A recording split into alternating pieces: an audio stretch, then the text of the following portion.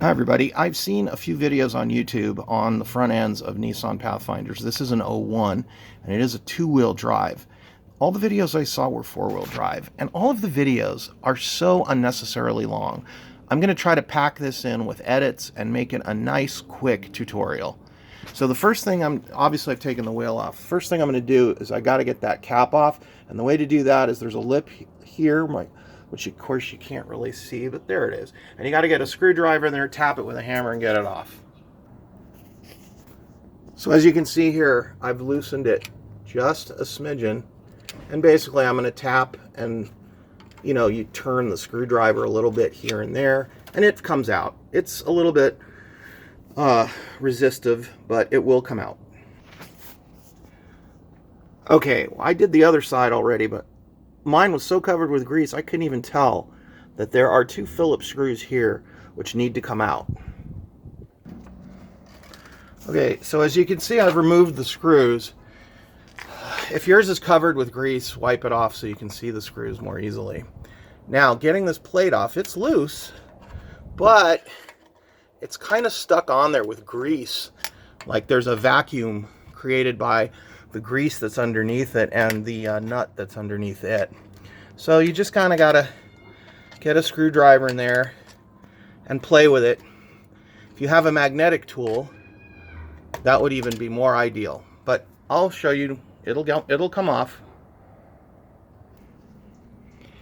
Okay, so now that I got that little piece off, that round thing in there is the nut underneath. It's an unconventional nut. It's not hex. It's perfectly round. It's got a bunch of small holes for the screws there to fit in, but here it's got two large holes, and these bent needle nose pliers I got from Harbor Freight are perfect to unscrew it. As you can see there, those are very, very fine threads that needs to screw off. So I'm going to go ahead and do that. Okay, so now as you can see, I've got that threaded, and there's the threads inside. I've got the threaded nut off. So now we need to remove the caliper. A lot of the videos tell you to remove these white 6 flange bolts first. I'm not a fan of that, and I'm going to show you why. Okay, so I've got the caliper bolts loose, which by the way are here, and they're 22mm heads. The reason I don't want to take this flange off yet is because this is the design of the rotor. It's a fairly unconventional design, but if you take that flange off, this opening is now too large, and it's going to sort of flop around the spindle. Whereas with the flange on, it's still somewhat secured. Now, why do we need it secured? Well, because very often brake pads through wear start to kind of eat their way into the rotor, and they create a lip here, and this one's got a really strong lip, and you can't get the pads past the lip to get the rotor out very easily without tapping on the caliper with a hammer. But if you remove the flange, tapping on the hammer, now the thing's flopping around. It's no good. So leave the flange on for now. Okay, as you can see, I've removed the caliper, and I've got it hanging here with an S-hook. I bought these S-hooks literally at the 99-cent store, and they're really, really handy. You never want to let the weight of the caliper hang by the hose, which you can see is back there. It will possibly tear the hose itself, or at least pull the hose out of its metal crimped ending. You don't want either one of those to happen. So a cheap 99-cent store hook, and you can hang usually either through the hole for the bolt here and the coil, or some other point along the caliper you can find to hang it.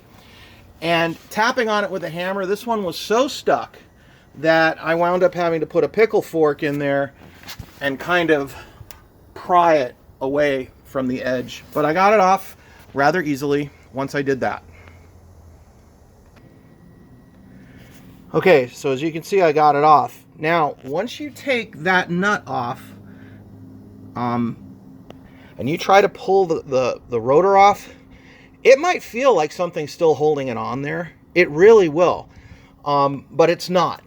And you shouldn't have to tap it with a hammer, although that's certainly an option. I was able to just wiggle it off by hand, but you will have to do some wiggling. And as you wiggle it, this bearing will pop out of there. So keep your hand there to catch it, because you don't want it to hit the ground and ding or create some other imperfection in the bearing. So once the bearing pops out, then the rotor just comes right off easily. But there is a little tiny trick to wiggling it to getting it to pop out, but it will pop out.